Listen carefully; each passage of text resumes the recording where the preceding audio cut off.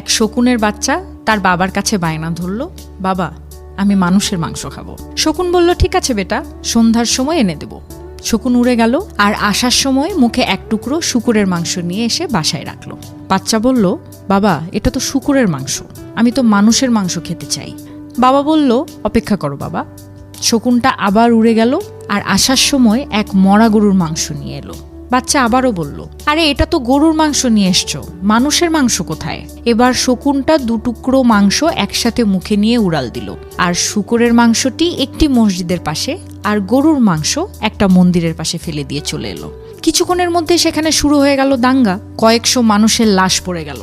তখন গাছের ডাল থেকে নেমে বাপ ছেলে মিলে খুব তৃপ্তিতে মানুষের মাংস খেলো।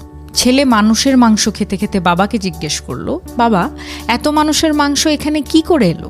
শকুন বলল, এই মানুষ জাতটাই এরকম, সৃষ্টিকর্তা এদেরকে সৃষ্টির সেরা জীব মানুষ হিসেবে সৃষ্টি করেছেন, কিন্তু ধর্ম আর রাজনীতির নামে এদেরকে আমাদের থেকেও হিংস্র বানানো যেতে পারে।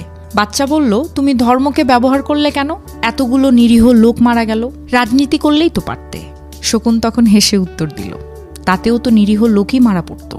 ধর্মটা আবেগের জায়গায়, তাই ফলাফলটা তাৎক্ষণিক। তুমি আজই মানুষের মাংস খেতে চেয়েছিলে। রাজনীতিটা একটু কুটিল এবং জটিলও বটে, এটি শুরু হতে সময় নেয় কিন্তু হলে আর থামে না। বাচ্চা বলল, তোমার অনেক বুদ্ধি বাবা। তখন শকুন বলল, আরে ধুর, এটা তো আমি মানুষের কাছ থেকে শিখেছি।